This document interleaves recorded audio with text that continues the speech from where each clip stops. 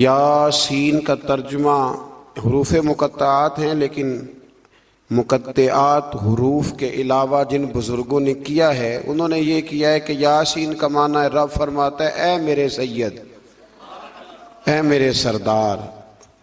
فرمایا والقرآن الحکیم، مجھے قرآن مجید کی قسم ہو، انک لمن المرسلین، بے شک آپ رسولوں میں سے ہیں۔ مجھے قسم ہو کہ بے شک آپ رسولوں میں سے ہیں۔ پھر اللہ تبارک و تعالیٰ نے آگے متعدد آیات کے اندر، سورہ یاسین کی متعدد آیات کے اندر اللہ تبارک و تعالیٰ نے غافل لوگوں کو اللہ کے عذاب سے ڈرایا ہے اور ان پر حق کی حجت کو قائم کیا۔ لیکن کچھ سرکش لوگ ایسے ہوتے ہیں جن پر دعوت حق کا اثر نہیں ہوتا۔ دعوت حق انہی پر اثر ہوتا ہے جو نصیحت کو قبول کرتے ہیں، جن کا طریقہ ہے کہ وہ نصیحت کو قبول کرتے ہیں، جن کا مزاج نہیں نا جی نصیحت کو قبول کرنے کا، تو ان لوگوں پر حق کی دعوت کا کوئی اثر نہیں ہوتا۔ پھر آیت نمبر 38 سے اللہ تبارک و تعالیٰ کی قدرت اور جلالت کا بیان کیا گیا کہ سورج، چاند اور سیارے تمام قادر مطلق کے نظم کے تابع ہیں، اور یہ ممکن ہی نہیں کہ ان میں سے کوئی فساد یا ٹکراؤ ہو جائے۔ اور اس سورت کے شروع میں فرشتوں کی مختلف جماعتوں کی قسم کھا کے اللہ تعالیٰ نے اپنی وحدانیت کا ذکر فرمایا ہے۔ کچھ مضامین ایسے ہوتے ہیں جو پچھلے اسباق سے ملتے ہیں، تو چونکہ جب دو پارے کرنے ہوتے ہیں تو میری یہ خواہش ہوتی ہے کہ صرف وہ مضامین لائے جائیں جو پہلے بیان نہیں ہوئے۔ تو اس میں اللہ تبارک و تعالیٰ نے ارشاد فرمایا آیت نمبر 40 سے لے کر 49 تک، فرمایا کہ اللہ تعالیٰ کے برگزیدہ بندوں کو آخرت میں عطا کی جانے والی کچھ نعمتیں ہیں۔ ان کا ذکر ہے کہ انہیں عمدہ میوے ملیں گے، وہ جنت میں عزت اور احترام کے ساتھ ایک دوسرے کے مقابل مسندوں پر بیٹھے ہوئے ہوں گے، سفید اور لذیذ شراب طہور کے جام گردش میں ہوں گے، جن سے نہ درد سر ہوگا نہ ہوش اڑیں گے، پیکرے شرم و حیا حوریں ہوں گی، وہ بلند مقام سے جہنمیوں کا مشاہدہ کر رہے ہوں گے، اور گویا جہنمی بھی ان کی طرف بڑی حسرت کے ساتھ دیکھ رہے ہوں۔ جنت جو ہے نا، جنت میں وہ جن چیزوں کی انسان دنیا میں خواہش کرتا ہے نا، وہ ساری چیزیں اللہ جنت میں عطا فرمائے گا۔ تو فرمایا کہ یہاں تمہارے اندر خواہشات رکھی ہیں تو یہاں وقت بھی تھوڑا رکھا ہے، وقت بھی دیکھیں نا، عقل مند آدمی ہے نا، اس کو اگر کہا جائے کہ یہ 5 دن کے لیے بندوبست ہے، موج بڑی ہے، لیکن اگر تو یہ چھوڑ کے 5 دن صبر کر لے تو پھر آگے تیرے لیے ساری زندگی کا صبر ہے، ساری زندگی کی موج ہے۔ تو عقل مند کون ہے، 5 دنوں والا کہ ساری زندگی والا؟ تو ہم نے 30-35 سال کی موج چاہتے ہیں۔ اس کو چھوڑیں، خواہشات کو دبائیں، انشاءاللہ پھر جب آنکھ بند ہونے کے بعد دوبارہ کھلے گی نا تو پھر اللہ بڑا ہی فضل فرمائے گا، بڑا اللہ فضل فرمائے گا۔ پھر اس سے آگے جب ہم بڑھتے ہیں تو پھر ایک دفعہ حضرت سیدنا ابراہیم علیہ السلام کا ذکر سورہ صافات کے اندر فرمایا گیا، اور پھر وہ دوبارہ سے ذکر جب آپ نے بتوں کو توڑا۔ لیکن اس میں ایک چیز کا اضافہ ہے، وہ کیا ہے کہ اللہ تبارک و تعالیٰ نے فرمایا کہ جب حضرت ابراہیم علیہ السلام کو آگ میں ڈالنے کی ان کی ساری تدبیریں ناکام ہو گئیں، تو پھر ہم نے ابراہیم علیہ السلام کو اسماعیل علیہ السلام دیے۔ آپ کو پتہ ہے پھر جب بیٹا دے دیا، اللہ کا اپنا انداز ہے نا نوازنے کا۔ اچھا، ہمارا مسئلہ اور طرح کا ہے، ہم کہتے ہیں کہ نوازتا ہے تو پھر روز نوازے، نوازتا ہے تو پھر اللہ آپ کو کہتا ہے روزانہ زکوٰۃ دو، اگر کہہ دیتا تو بھائی سال والے بڑی مشکل سے حساب کرتے ہیں، اور ہر روز تو رب ہر روز چیزوں کا حکم نہیں دیتا۔ تو اللہ تبارک و تعالیٰ تدریجاً چیزوں کا حکم دیتا ہے، تدریجاً، لیکن جب وہ دیتا ہے تو پھر کہتے ہیں اس میں مد و جزر آئے گا، کبھی دکھ، کبھی سکھ، کبھی صحت، کبھی بیماری، کبھی اوپر کبھی نیچے۔ تو ہم نا صرف میٹھے میٹھے کے قائل ہیں، میٹھے میٹھے، کڑوے کا بھی قائل ہونا چاہیے۔ پھر آیت نمبر 10 سے ان مشرکین کو جنہیں اپنی طاقت پر ناز تھا اور خدائی کا دعویٰ کرتے تھے، فرمایا کہ اگر آسمانوں اور زمین اور ان کے درمیان ہر چیز کی بادشاہت ان کی ہے تو پھر انہیں چاہیے کہ آسمان کی طرف چڑھ جائیں، اور ظاہر ہے کہ ایسا ان کے لیے ممکن نہیں ہے، تو پھر اپنے عجز کا اعتراف کر لیں کہ ہم یہ کر سکتے نہیں۔ پھر اسی صورت کے اندر اللہ تعالیٰ نے پھر سے ایک دفعہ قوم نوح کا ذکر کیا، قوم عاد کا، فرعون کا، سمود کا اور قوم لوط کا اللہ کریم نے یہاں ذکر فرمایا۔ پھر آگے چل کے نا اللہ کریم نے ارشاد فرمایا کہ حضرت سلیمان علیہ السلام جو تھے وہ اللہ کے بہت ہی اچھے بندے تھے اور اللہ کی طرف رجوع کرنے والے تھے۔ اچھا، یہ جو اللہ قرآن میں تعریف کرتا ہے کسی کی، حالانکہ بندے اللہ کی تعریف کرنے کے پابند ہیں کہ وہ ہر وقت اپنے رب کی، تو یہ جو اللہ تعریف کرتا ہے نا اپنے بندوں کی، یہ اس کا کمال کرم ہے۔ تو اللہ بندوں کی تعریف کر کے، نبیوں کی تعریف کر کے، ولیوں کی تعریف کر کے ہمیں بتاتا ہے کہ تم بھی نا بندوں پہ تنقید نہ کیا کرو، میرے بندوں کی تعریفیں کیا کرو، تعریفیں کیا کرو۔ اللہ کے نیک بندوں کی، پیغمبروں کی، ولیوں کی، درویشوں کی تعریف کرنی چاہیے۔ نیک لوگوں کی بات اللہ تعالیٰ توفیق عطا فرمائے۔ پھر اس سے آگے جب ہم بڑھتے ہیں تو اللہ تعالیٰ نے پھر ایک دفعہ حضرت ایوب علیہ السلام اور ان پر آنے والے مصائب کا ذکر فرمایا ہے۔ پھر اللہ تبارک و تعالیٰ نے جا کے نا آیت نمبر 49 میں اہل تقوی کے لیے جنت کی نعمتوں کا ذکر فرمایا، اور جہنمیوں کے لیے عذاب کی مختلف صورتوں کا بھی ذکر فرمایا کہ ان کو پینے کے لیے کھولتا ہوا پانی اور جہنمیوں کے زخموں کی پیپ دی جائے گی، جبکہ اہل جنت کو طرح طرح کے پھل اور شراب طہور ملے گا۔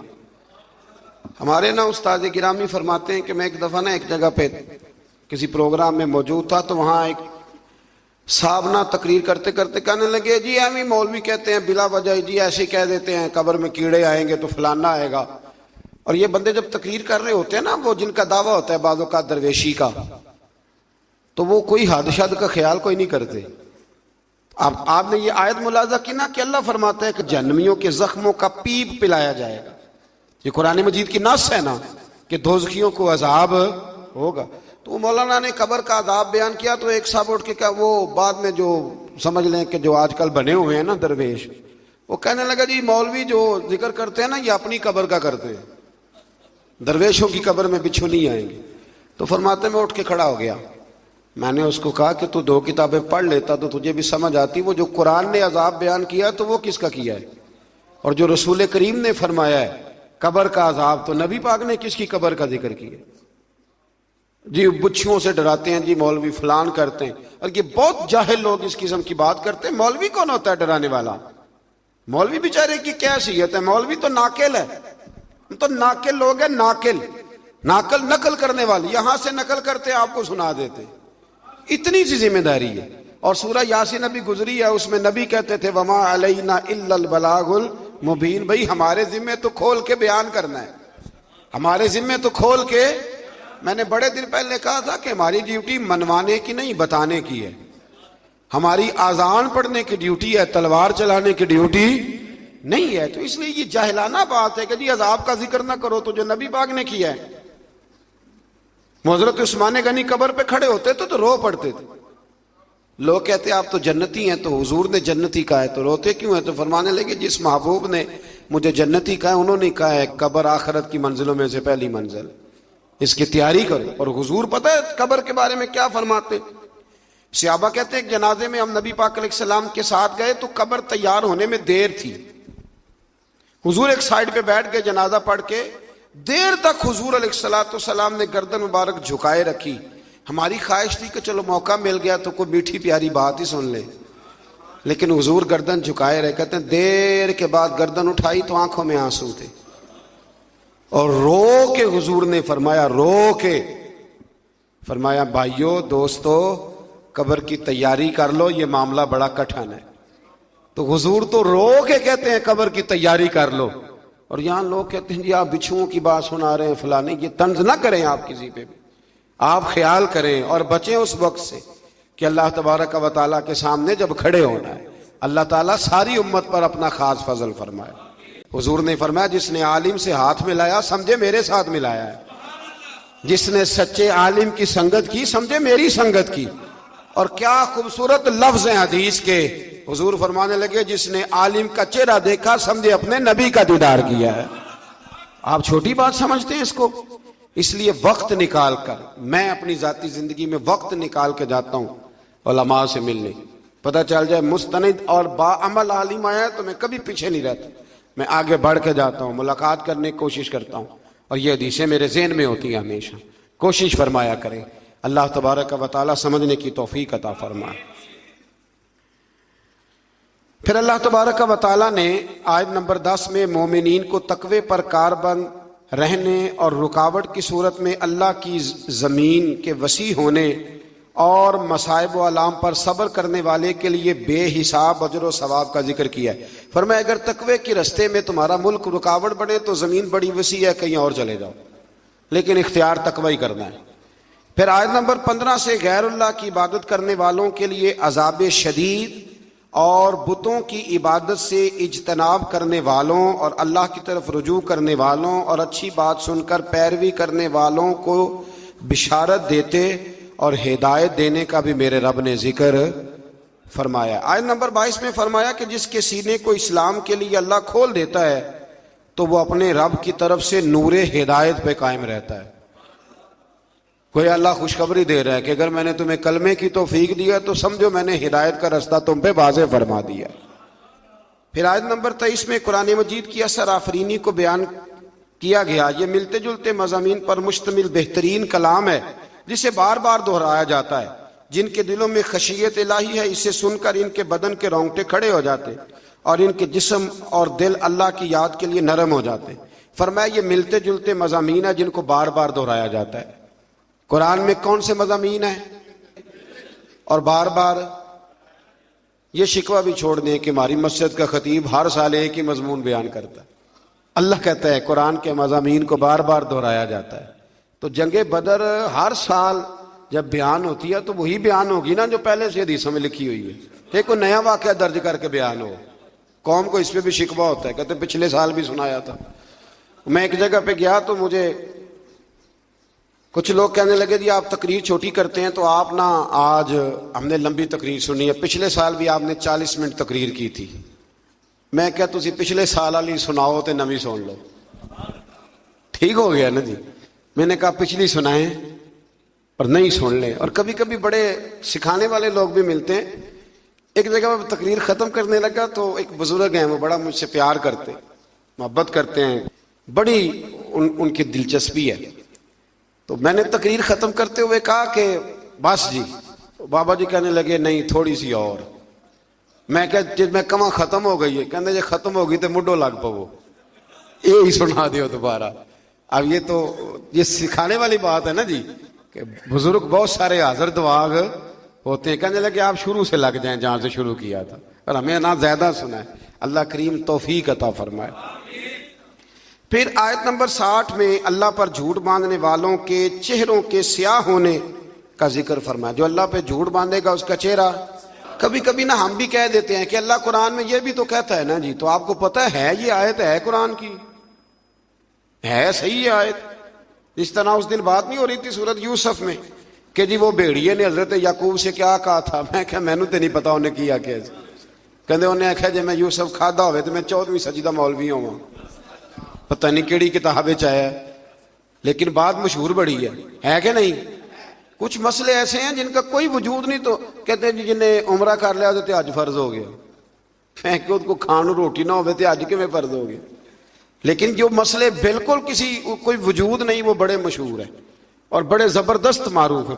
تو یہ کسی جگہ روایت نہیں. علماء کی توہین کے لیے لوگ باتیں گھڑ لیتے ہیں لیکن کہیں بھی موجود نہیں ہے. آیت نمبر 62 میں فرمایا کہ اللہ تعالیٰ ہر چیز کا خالق اور نگہبان ہے اور زمین و آسمان کی کنجیوں کا مالک بھی اللہ ہی ہے. چلے بات آ گئی تو ایک مسئلہ اس طرح کا اور بھی ہے، وہ رمضان میں زیادہ بیان ہوتا ہے کہ کیڑی نظر نہ آئے تو کھاتے رہنا چاہیے، چیونٹی نظر نہ آئے تو مینوں مہینہ نہیں جی دس دی. اور آپ میں سے بہت سارے ایسے لوگ ہوں جنہوں نے سارے روزے دیکھے ہی نہیں، کیا کریں پھر. اور بہت زیادہ تیز روشنی ہو لائٹوں کی تو ویسے ہی نظر کوئی نہیں آتی. یہ سوال کسی نے پوچھا تھا تو چلو اس کا جواب بھی آ گیا. کہنے لگے کہ روزے کے ٹائم اذان تک کھانا پینا چاہیے یا اعلان ہو جائے تو بند کر دینا چاہیے؟ یہ جو اذان ہوتی ہے یہ روزہ بند کرنے کے لیے نہیں ہوتی، اذان نماز کے لیے ہوتی ہے، وہ سارا سال ہوتی ہے۔ اذان کس لیے ہوتی ہے؟ اور کسی وقت مولوی صاحب کی آنکھ 10 منٹ لیٹ بھی کھلتی ہے تو لیٹ بھی ہوتی ہے اذان۔ اذان کا روزے سے کوئی تعلق، روزے کا ٹائم سے تعلق ہے۔ جب اعلان ہو جائے نا بند کر دو تو لہذا روزہ وہیں پہ بند کرنا ہے۔ اللہ تعالیٰ معاف کرے، میں نے ایک شخص کو مسجد میں ایک دن مسئلہ بتایا تو وہ کہنے لگا جی میرے تے ابا جی کہنے نے بڑیاں بانگا ہونیاں نے اجے، تو کھانا رہو۔ مجھے نہیں پتا، مجھے پہلی دفعہ اس دن پتا چلا۔ وہ کہنے لگے مینوں ابا جی آکھیا اوے بڑیاں بانگا ہونیاں نے، کہتے اجے پہلی ہوئی ہے، تو اینڈ والی تک کھا۔ او خدا کے بندو، روزے کا اللہ نے حد بننا مقرر فرمایا ہے تو آپ حد میں رہیں گے، بے حد۔ اب تو کیلنڈر ہیں اور آپ ٹی وی پہ یوں پٹیاں چل رہی ہیں، یہ ٹائم ہے، جو اخبار چھپ کے آ جائے گا اس پہ کل کا ٹائم لکھا ہوگا۔ کس چکر میں آپ؟ اور بہت سارے ٹاؤن ایسے ہیں، سوسائٹیاں ایسے ہیں جن میں اذان کی آواز ہی نہیں جاتی گھروں میں، 3 4 پورش، تو وہاں آپ کیا کریں گے؟ تو اذان کا نماز سے تعلق ہے، روزے سے تعلق نہیں ہے۔ تو کئی دفعہ اذان دیر سے دی جاتی ہے، اذان دیر سے۔ اچھا پھر بڑے مزیدار ہیں لوگ، میں نے اگلا سپارہ شروع کرنا ہے پر بات آ گئی تھی، مکمل کرنا بھی بڑا ضروری ہے۔ بڑے مزیدار ہیں، رمضان میں سحری کے لیے پوچھتے ہیں کہ جی اب نہیں اعلان پہ بند کرنی ہم نے تو اذان پہ، تو روزے میں اعلان پہلے ہوتا ہے اذان بعد میں ہوتی ہے۔ کم و بیش تمام مفسرین نے حضرت صدیق اکبر کا نام لکھا ہے۔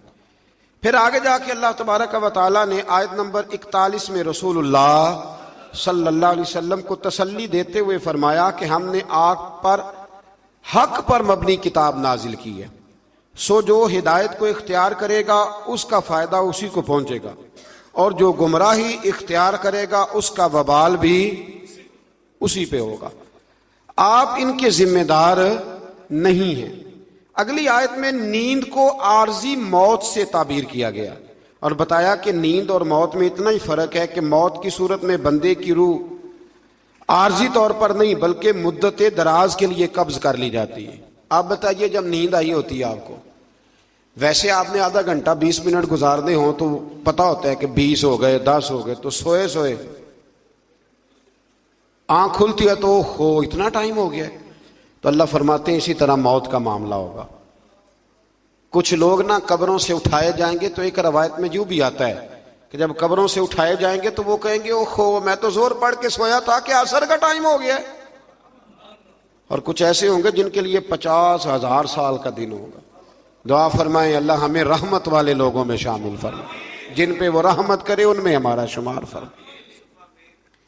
پھر اللہ تبارک و تعالیٰ نے آیت نمبر 43 اور 44 میں فرمایا کہ سب شفاعت اللہ تعالیٰ کے اختیار میں ہے جو آسمانوں اور زمینوں کا مالک ہے، اور کفار کے معبودان باطلہ کو کسی کی شفاعت کا اختیار نہیں بلکہ تو وہ اپنے لیے کسی چیز کے مالک نہیں ہے، ان کو سفارش کا حق بھی، سفارش بھی اگر کریں گے تو اللہ کے بندے ہی کریں گے۔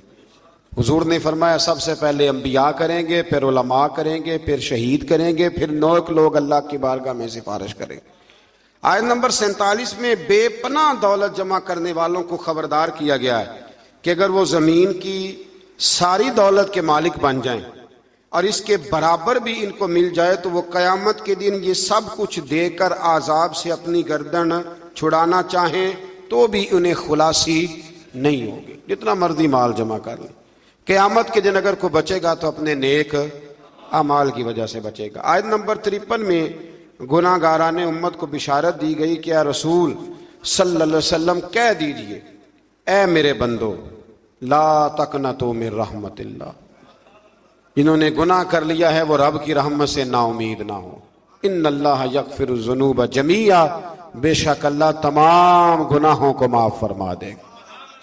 اگر سچی توبہ کریں گے تو اللہ تعالیٰ تمام گناہوں کو معاف فرمائے گا۔ آیت نمبر 71 سے بتایا کہ کافروں کو گروہ در گروہ جہنم کی طرف ہانکا جائے گا اور وہاں ان کا استقبال توہین آمیز انداز میں ہوگا، جبکہ اہل ایمان کو اکرام کے ساتھ جنت کی طرف لے جایا جائے گا اور وہاں ان کا استقبال انتہائی اعزاز و اکرام کے ساتھ ہوگا، اور اہل جنت اور فرشتے اور کائنات کی ہر چیز اپنے رب کی حمد و ثنا بیان کرے گی۔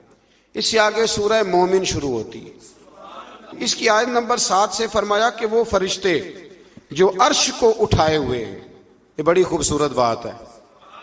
فرمایا وہ فرشتے جو عرش کو اٹھائے ہوئے ہیں اور جو اس کے ارد گرد ہیں، وہ سب اپنے رب کی حمد کے ساتھ تسبیح کرتے ہیں اور اس پر ایمان رکھتے ہیں اور مومنوں کے لیے مغفرت طلب کرتے ہیں۔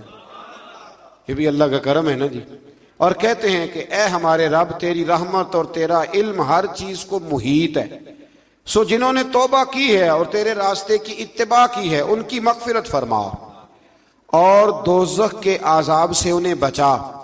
اس آیت میں بتایا گیا کہ اللہ کے مقرب فرشتے نہ صرف اس کے تائب بندوں کے لیے بلکہ ان کے صالح آباء و اجداد کے لیے، ان کی بیویوں کے لیے، ان کی اولاد کے لیے بھی جنت کی دائمی نعمتوں کی دعا مانگتے رہتے ہیں۔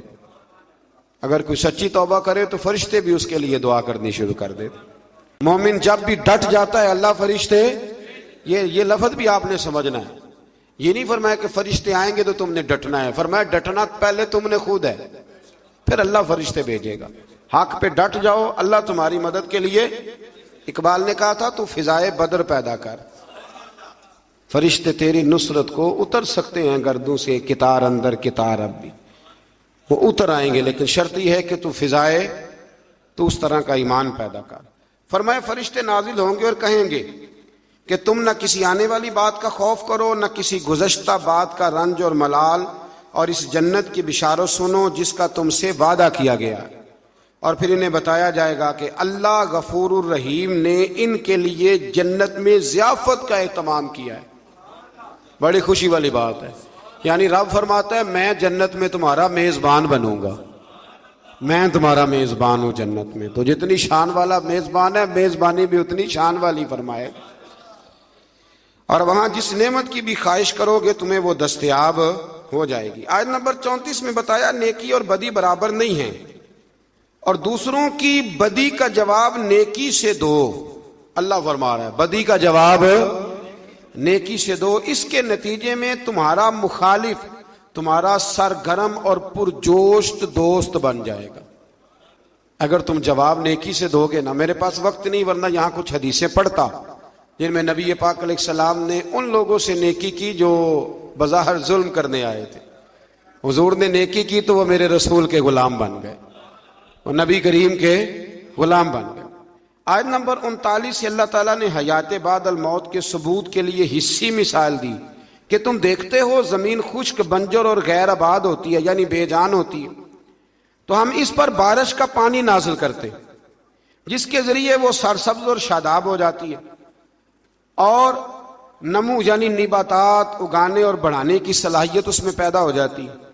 تو جو زمین کے لیے حیات ہے، فرمایا پس جو اللہ بے جان زمین میں جان ڈال دیتا ہے وہی آخرت میں مردوں کو بھی زندہ فرما دے گا۔ اور کئی دفعہ زمین میں جان ڈلتی ہے، ایک دفعہ بالکل صحیح ہو جاتی ہے، پھر ہل چلائیں، پھر بیج ڈالیں، پھر جان ڈل جاتی۔ اسی طرح مرنے کے بعد بھی اللہ دوبارہ انسانوں میں جان پیدا کرے گا۔ آیت نمبر 42 میں قرآن کی شان اعجاز کو بیان کیا کہ اس میں کسی بھی جانب سے باطل کی کوئی آمیزش نہیں ہو سکتی، یہ سراسر حق ہے، قرآن سراسر حق ہے۔ میری یہ خواہش ہے، یہ نہ سنت ہے قیام اللیل آخری 10 راتوں کا، آپ اپنے اپنے گھروں میں یا اپنی اپنی مسجدوں میں کم از کم طاق راتوں میں رات کو کچھ دیر کے لیے جلدی ضرور اٹھیں، ساری رات ہو سکے تو بڑا ہی اچھا ہے۔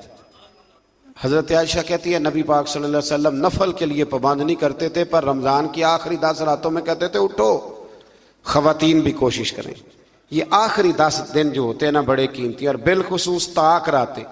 بتا اس لیے رہا ہوں کہ آپ میں سے کوئی نیکی کرے گا تو میرے لیے بھی بخشش کا کوئی ذریعہ بنے گا، ضرور کوشش کریں۔ کم از کم 1 گھنٹہ، اگر آپ نہیں ساری رات بیدار رہ سکتے تو 1 گھنٹہ آپ روزے سے ذرا پہلے اٹھ جائیں، کچھ تلاوت، کچھ عبادت، کچھ درود پاک، یارو بڑا ہی ضروری ہے، حضور نے بڑا ہی پسند کیا ہے، اور بڑی قیمتی یہ وہ عظیم راتیں ہیں جن کے لیے خیمہ لگا کے میرے نبی مسجد میں ہی بیٹھ گئے۔ تو آپ ان میں کوتاہی نہ کریں، اللہ تعالیٰ توفیق عطا فرمائے۔